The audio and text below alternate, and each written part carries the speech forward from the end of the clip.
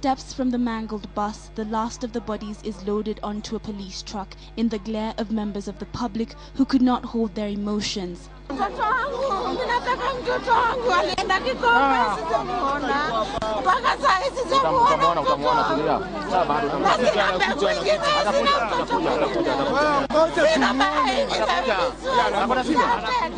This man, Bernard Kibe, holds his cool, however he's visibly shocked. Nilikuwa nimetoka garage naelekea Kariobangi. Sasa nikifika hapa senti nisikia gari ikiwa kwa hewa.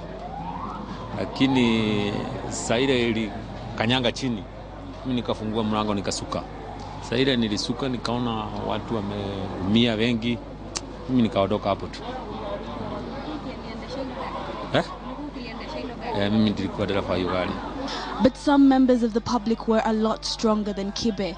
They stayed and did their best to tend the injured.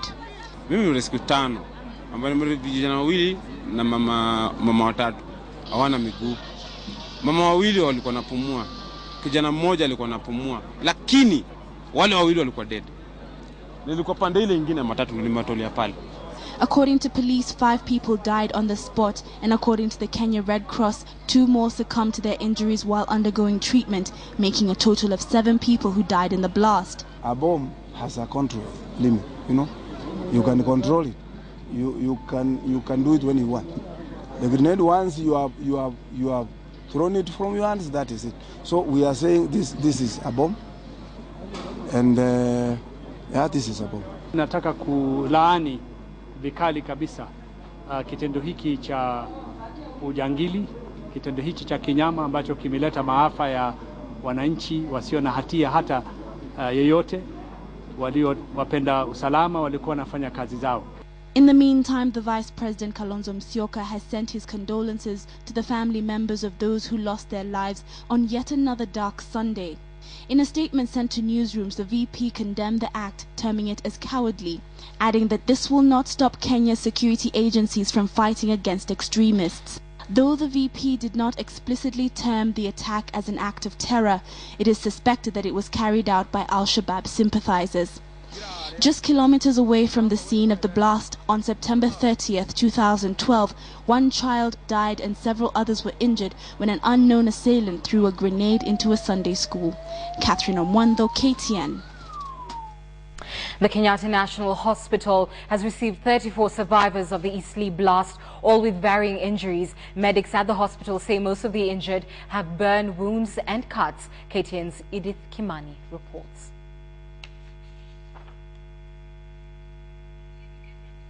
We'll have that report shortly. I believe we can now speak to KTN's Dennis Onsarigo, who has, of course, been monitoring this story very closely. Dennis, good evening. Earlier, we were told that police had some degree of intelligence to this pending attack. Certainly, they were unable to forestall it. But given the number of insecurity incidents that we've seen this month, is there a gap in our intelligence system? Yes, indeed. And for the last 3 days, anti-terrorism police officers tell me they've been following some crucial leads as far as today's explosion was concerned. But again, what they had were just leads. They did not have suspects in mind. And if you might remember, just a few days ago, there were twin explosions in Eastleigh, but only one person was arrested, and police were trying to get to the bottom of the matter. And now we have this. Yes, indeed, it is a scary trend of terrorism activities happening in the city. And especially where now we have explosive devices being planted in motor vehicles raises the degree of insecurity in the country to another level. Such are the issues that police are trying to deal with. And yes, indeed, apart from having intelligence, apart from having information from informers, it appears that police are being outrun by criminal gangs. And you know what's more worrying, Dennis, is that it seems the disquiet within the force is contributing to this gap in the intelligence system. We've heard of the go slow among the police force. We've heard of the disquiet because of the vetting of police officers. And of course, we've seen police officers themselves coming under attack. Take a look at what's happening in the Suguta Valley. And do you think then that the force is unfortunately not coherent enough to safeguard life and property right now? And the fact that the explosive device was planted in the vehicle, and when I spoke to a senior policeman, he told me it appears the explosive was not thrown inside the public vehicle, as eyewitnesses are saying. It could have been planted there just early enough before someone made a call to that particular explosion, the explosive, for it to go off. That tells you we have another level of terrorism activities in the city. And the growing discord in the police force again adds to this kind of problems that you're facing at the moment. If you may remember that when I spoke to a senior CID officer, he says that in Nairobi in particular, they have not received intelligence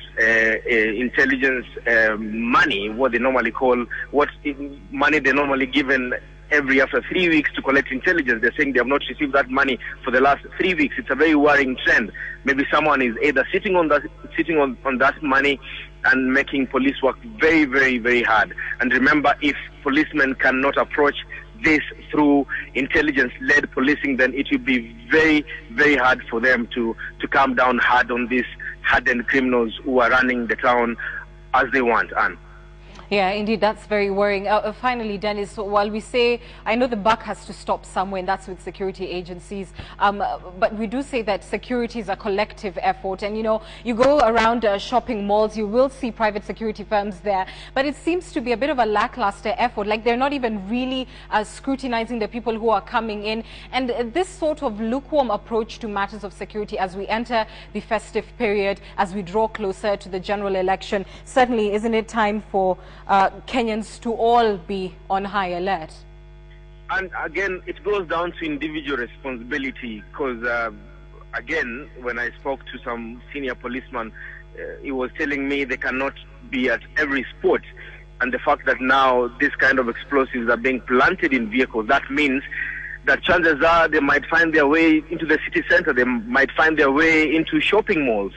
And the fact that when you enter a public service vehicle and you don't want to subject yourself to some form of screening, that means you're putting yourself in some serious risk. So it must be a collective responsibility, not only on the part of the police, because police can only be at some place at some time, but they cannot be everywhere, every time.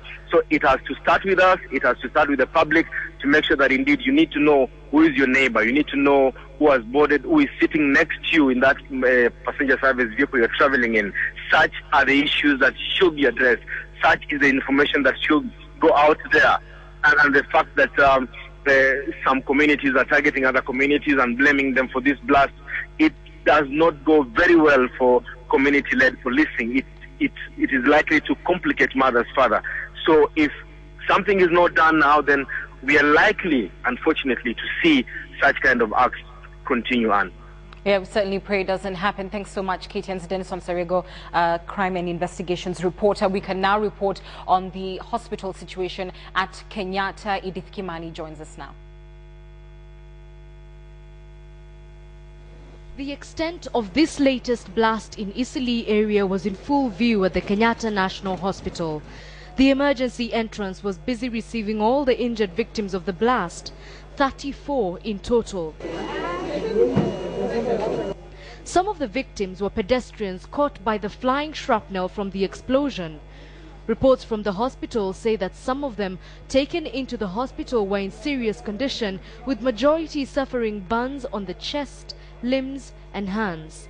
The conditions of a number of them is that they have lost blood, and we made an appeal this evening, and we managed to get a substantial amount of blood from National Blood Transfusion Center, which has gone a long way really to help us support and restore the health of a number of our victims.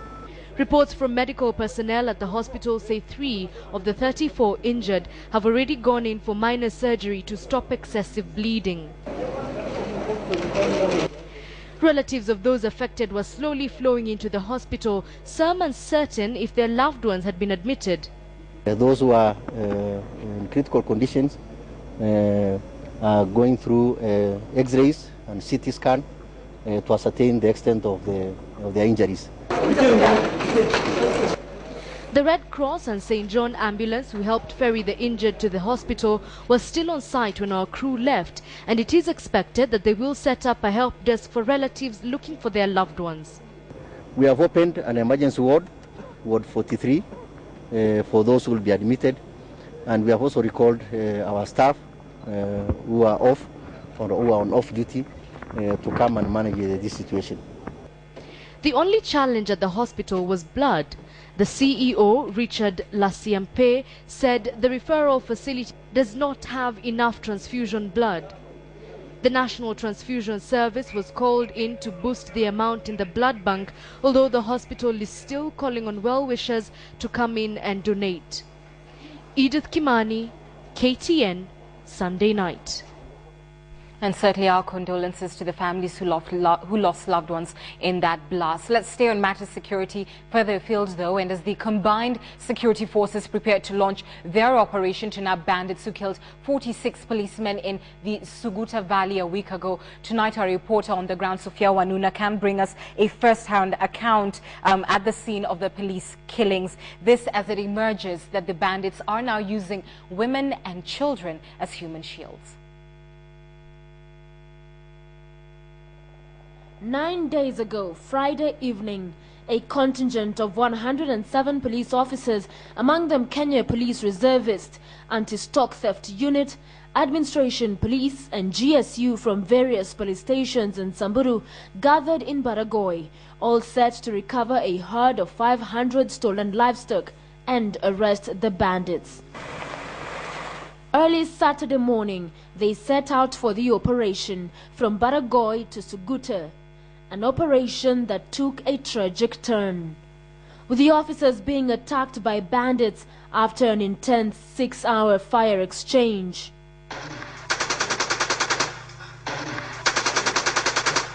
Several officers lay dead, others badly wounded. Samburu Red Cross coordinator Gitonga Muga was the first to arrive at the scene of the killings, alongside 22 other Red Cross staff and volunteers. When we went there, what attracted us and even gave us more morale, even to persevere that terrain, is when we heard people screaming down the hills.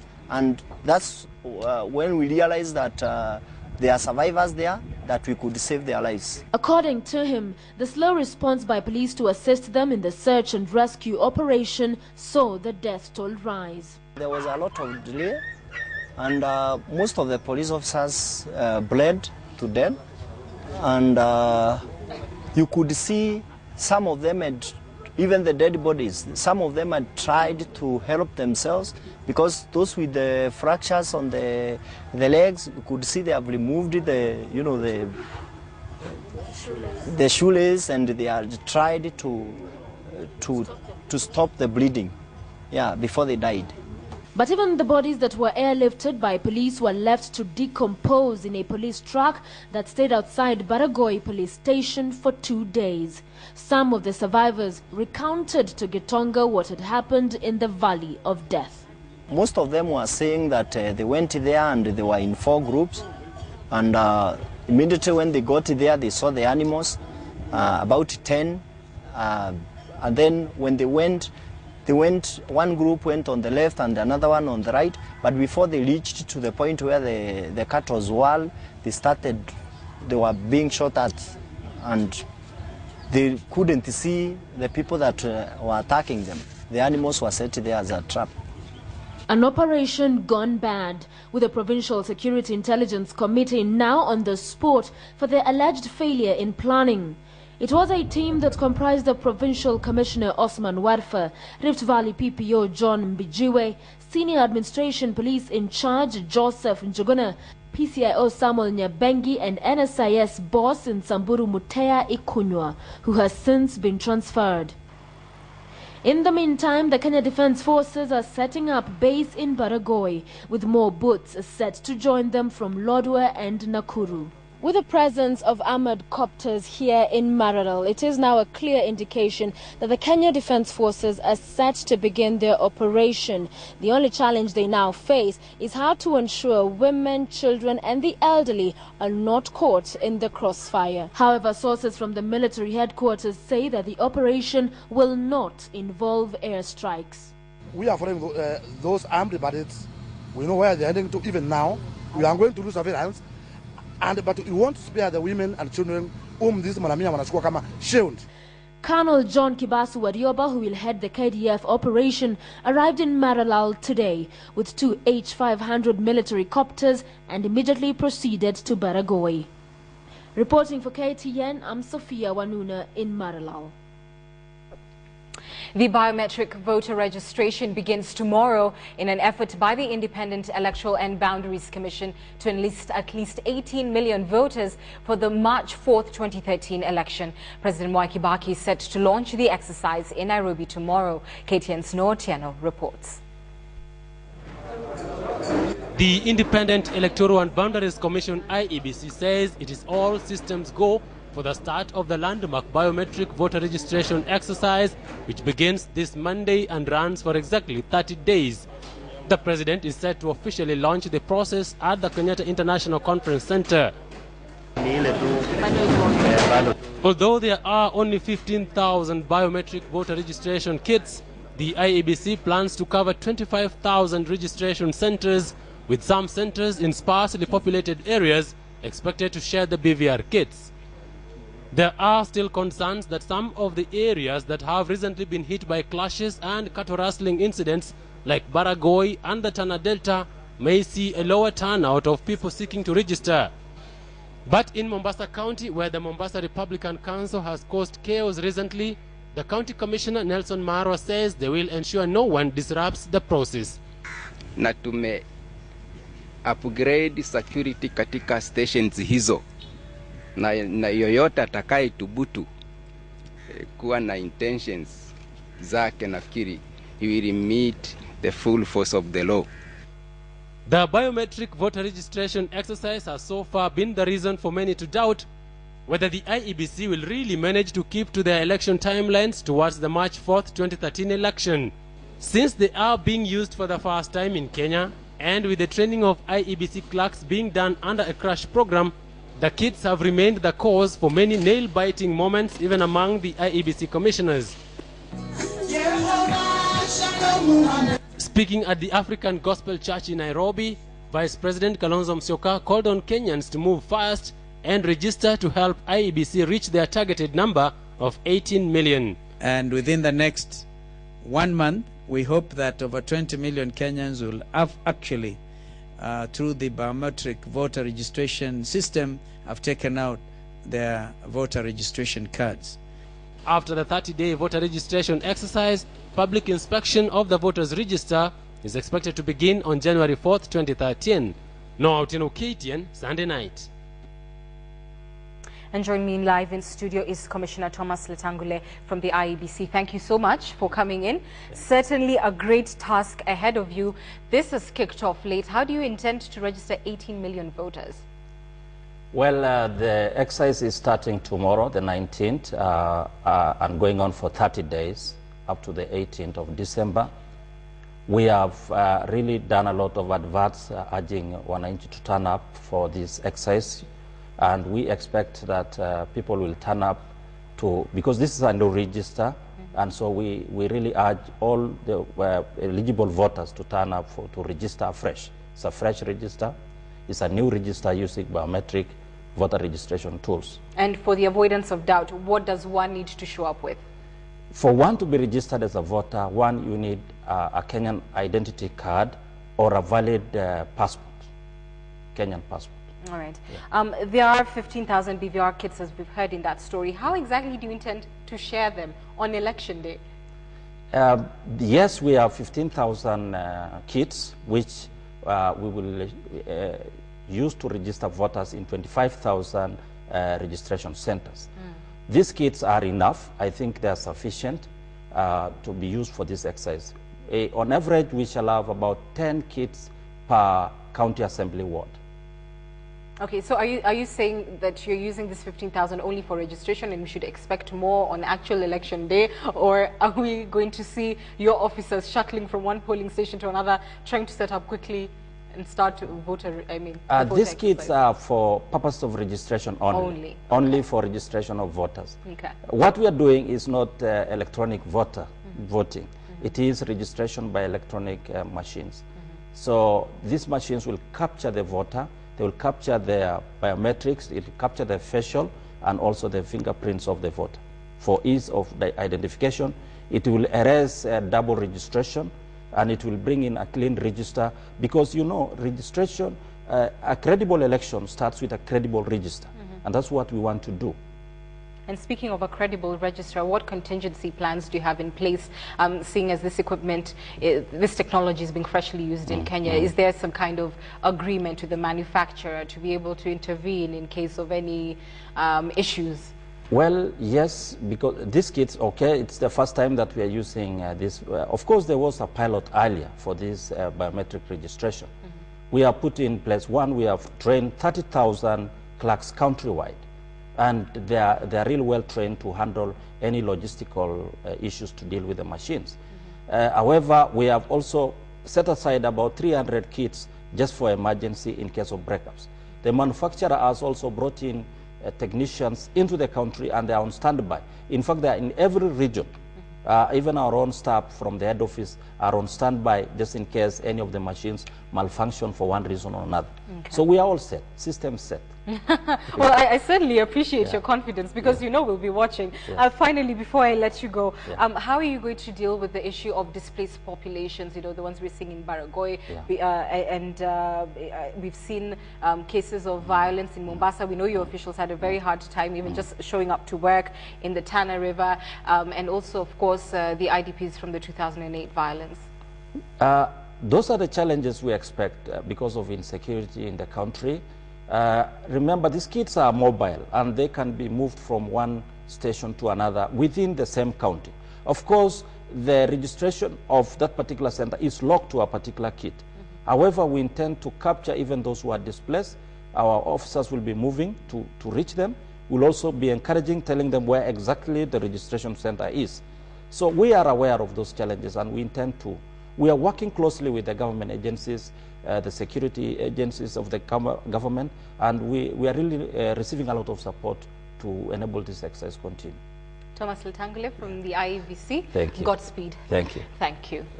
The Central Organization of Trade Unions is now demanding the registration of a police union no later than Sunday next week. Cotto Secretary General Francis Atole says a police union would look into the welfare of officers in all uniformed services in the country. The dilemma, of course, is that under the Police Act, security agents are not allowed to join any unions. But as KTN's Edith Kimani reports, officers may just create a union under the protection of the Constitution.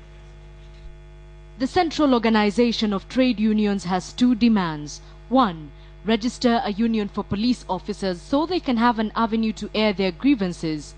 Two, make sure the union is registered in 7 days. Cotto Secretary General Francis Atole says the demands are not unreasonable, as most liberal democracies have police unions. We are appealing to government within a week or so to make sure that the senior Kenyans in uniform and the junior Kenyans in uniform have their legitimate trade union organization. There has been a lot of controversy and great resistance to the unionization of police. In fact, the Police Act plainly states that it shall not be lawful for any police officer to be or become a member of any trade union or any body or association affiliated to a trade union. The cause for such stringent rules has been said to be fear. What happens when the unionized police officers feel unsatisfied, which we know they do, and take to the streets? Who carries out their mandate then? What happens when the demonstrations turn violent? Who checks them and the citizens then? Cotto says the answer is simple. Can't allow them to die like rats without a space or an area of freedom of expression. Whatever Cotto argues, the Constitution is clear on the matter of demonstrations and picketing. The Bill of Rights is clear that every person has the right, peaceably and unarmed, to assemble, to demonstrate, to picket, and to present petitions to public authorities. It is this section of the Constitution that chiefs across the country use to shield themselves when holding demonstrations, the first demos by provincial administration in recent years. Perhaps it is the same knowledge that has made police officers brave enough to test the waters with the police go-slow witnessed recently. Whatever the case, Cotto says it will continue to push its agenda until a union for the police is registered. Edith Kimani, KTN, Sunday night. It has been a busy weekend for political leaders who have intensified their campaigns across the country. Here's KTN's Asham Wilu with the latest from the campaign trail. With security agents in the country now on their toes owing to the Barra incident and the latest explosion in Eastleigh area in Nairobi, Vice President Kalonzo Musyoka has appealed to religious leaders to help the government in tackling the hotspots. The Grand Coalition government, we have taken some decisive decision to deal firmly with criminals who want to reverse the gains that this country has made. And therefore, I think it is important that we are all seen to be reading from the same script. On his final day campaigning in Isiolo County, Deputy Prime Minister Uhuru Kenyatta held a series of rallies in Mogodashe, Garbatula and Kini towns. The TNA leader said that his party represents a national outlook and that Kenyans should not be misled to believe otherwise. Mimi wakati nilikuwa waziri wa fedha, hata mbele ya katiba kupitishwa, nilikuwa waziri wa kwanza kutoa pesa kutoka serikali kuu zaidi ya milioni 200 kwa kila constituency iende ikajenge mahospitali na shule kwa constituency. Still on the presidential race, Kenya's former ruling party, KANU, has vowed to support Eldoret North MP William Ruto if he runs for the presidency. So that the common man understands that when he's putting his hand, or rather the paper in his hand, in the ballot box, he's voting for the right candidate to fill that position. On the position, but Senator, what it entails. Elsewhere, UDF's Musalia Mudavadi is accusing Immigration Minister Otieno Kajwang for the great number of youths still waiting for their identity cards. Mudavadi said that Kajwang has disappointed the youth who have the zeal to vote in leaders of their choice and may be locked out of the ballot due to the pending ID cards. Tunataka watoe vipande haraka, vijana wajiandikishe kwa sababu nahitaji kura yao. Elsewhere, Gatanga MP Peter Kenneth has maintained that come 2013, leaders should be elected based on their developmental track record. Tuombee taifa tuweze kupata uongozi ambao utapeleka taifa mbele. Uongozi ambao utaunganisha jamii zote za Wakenya. Uongozi ambao utafanya maisha yenu yawe bora. In Trans Nzoia County, Ford Kenya's presidential hopeful Moses Wetangula called for peace in the area during the 2013 elections. The trade minister also said that his party would not go into alliances unless they are based on equal terms between all the parties involved. Lakini kama mnaenda kule nyinyi mnachangia na mnakaa kwa reserve bench forever, hiyo si timu ambayo tunataka kufanya kazi nayo. And amid rife speculation that she would defect from ODM, Starehe MP Bishop Margaret Wanjiru has maintained her allegiance to the Orange Party, making it official that she will be seeking an ODM ticket to vie for the governorship of Nairobi. I will be outlining my agenda and vision for the Nairobi County. In Embu County, NARC Kenya's Martha Karua's campaigns were interrupted by a group of rowdy youth. Karua, however, engaged the youth and urged them to uphold peace and political tolerance before continuing with her planned rallies in the county. Ashamwilu, KTN, Nairobi. A school dropout is tonight a millionaire after beating the odds to win the 6th edition of the CAS Marathon in Eldoret. Our reporter Victor Gale brings us the events that have changed Weldon Kirui's life. When well-known Kiri left his training camp in Kericho like any other participant at the CAS Marathon, he did not have in mind what awaited him. Having outwitted 400 men, he emerged the victor after crossing the tape in a time of 2 hours, 17.44 seconds. 1 second ahead of Peter Kosgei, while Samuel Kimboi was third. Then I go up to from 3. Then I left the school, I joined the camp. Then I trained there for about 6 years. Then I go out for some races, these small races, and then I come back to train. Welcome back to KTN Sunday Night. Today the world marks the day for remembrance of road accident victims. This comes at a time when Kenya has tough new laws seeking to end road carnage. And today the Traffic Department assured Kenyans that the new laws will be implemented to the letter. Here is Angel Katusia with the details. It's a day they remember very well, a day they had long looked forward to. But on our way to the hotel, we had an accident on the Meru-Nanyuki road, which took the lives of 2 of our dear sisters. But now it remains a day permanently etched in their minds and in the scars that they carry with them daily. It was difficult at the beginning because I lost my left upper limb, but losing hope would have been worse. Fenan Elite Fenas was among the students of Loreto Convent Mosangari who were involved in an ugly road accident. Fenan tags along with her classmate and friend Sandra Gitau. She too lost her arm in the accident. 2 innocent young ones who are victims of an accident that could or may have been avoided if traffic laws were followed. A reason they both have hopes to pursue their education and one day maybe helping enforce the laws. When I grow up, I aspire to be a lawyer and overcome the challenges in front of me. Also to campaign for Kenya to be a country free of road accidents. That is just one story. In this gathering, many had similar or even worse tales. These stories are many, too familiar and told by young and the old. But what remains is accidents rob the victims of life privileges and at times life.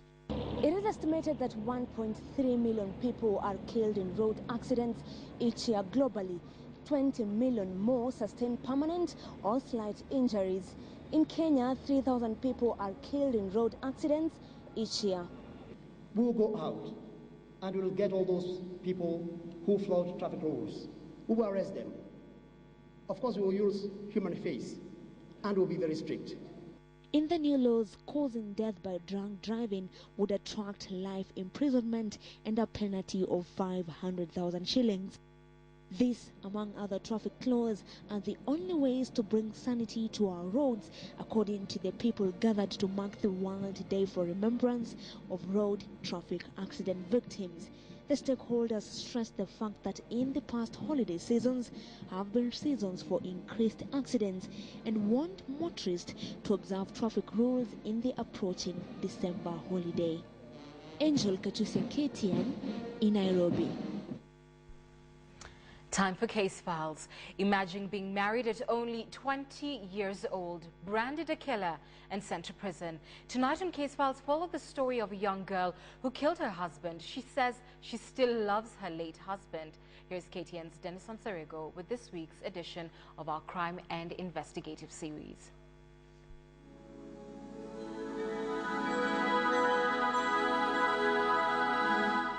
She was only 18 years old when she killed.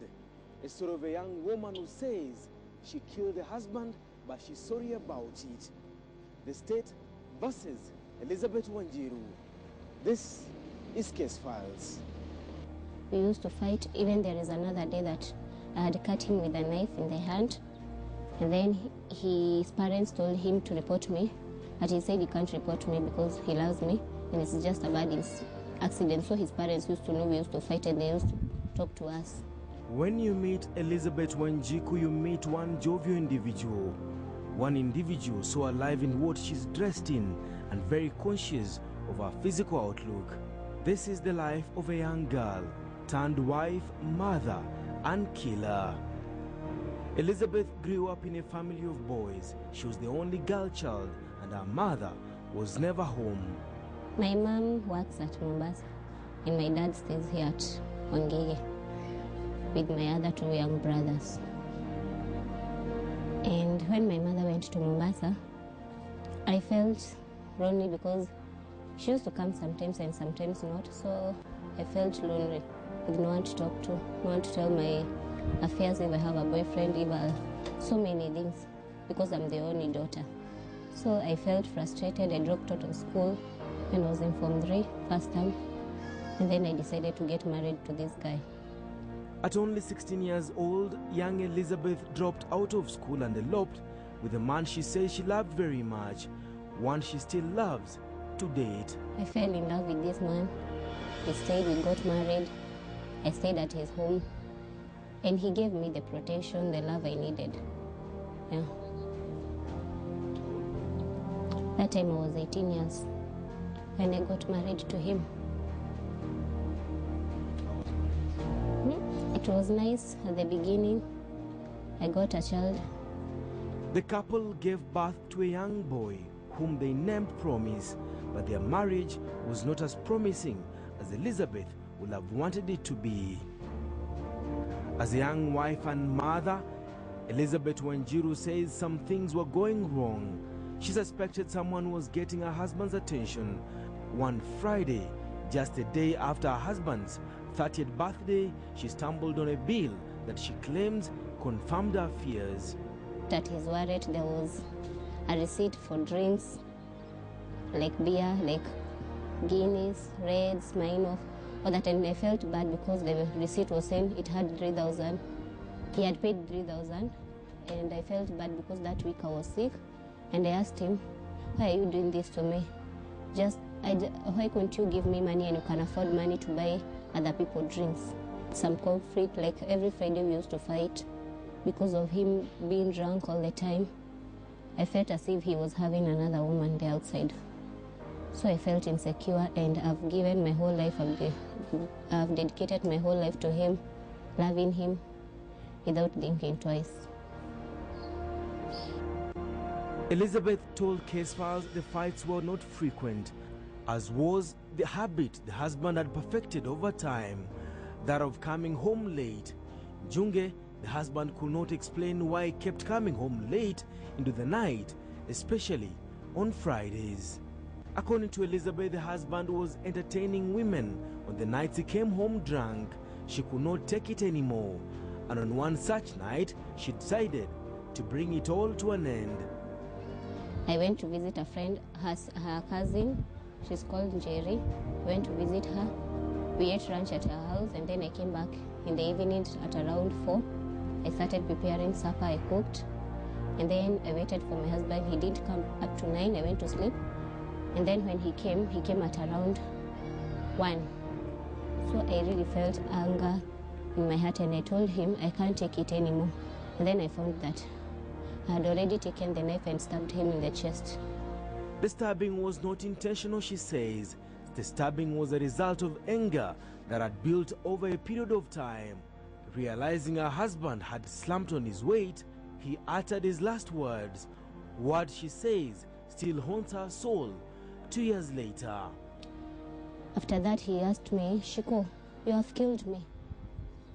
And then I panicked, and I called my mom, and I told her that I fought with my husband, and that he's telling me that he's dead. He's going to die. And then she told me to run away from that house. Confused and terrified, she turned herself in. They just asked me if I've told anyone. I told them that I've not told anyone. Their relatives. They asked me for a number, and I gave them. CS came and said that you should book her. So I didn't understand what meant that you should book her. At around 8 in the morning, the OCS called me and told me that your husband is dead. I was shocked, and I started crying.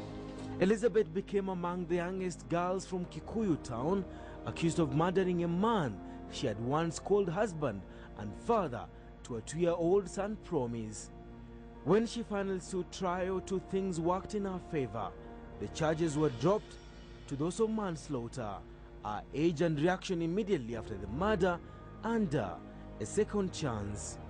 In a probation report, a probation officer recommended that Elizabeth be set free. The report said in part, "We plead for leniency and consider a non-custodial sentence. She loved her husband and she left school to live with him. She will need to explain to the son what happened to his father." But Justice PM Milu could not let her walk to freedom. The judge said in part, "This is a very detailed probation report of an offender who appears not remorseful and who does not seem to acknowledge the magnitude of what she did." Before sending her to jail, Justice Milu ruled, "It appears to me that a custodial sentence is what is appropriate in the circumstances of this case." Accordingly, she is sentenced to serve 5 years in prison. Elizabeth says her son is the first priority the moment she steps out of prison. I really love him even up to now, because I feel I will not love anyone else like the way I've loved him. And I'm really scared to fall in love with anyone else. I just want to be him and no one else. For now, she is in jail for killing a man she says she never wanted to kill, but to keep. Next on Case Files, she killed another woman because she believed she had come between her and the husband. 2 years later, she says she wishes she never killed the woman. A story of a pregnant woman who gave birth behind bars and the husband who walked out on her. Dennis Zarigo for Case Files.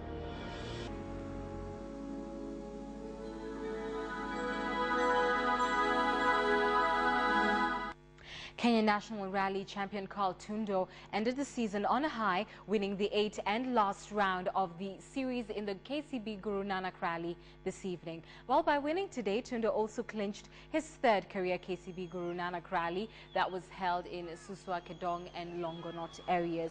Navigated by his sister, Tundo led Baldev Singh Chagar and 57-year-old Azhar Anwar to the podium dash in his award-winning Mitsubishi Evolution 9 car.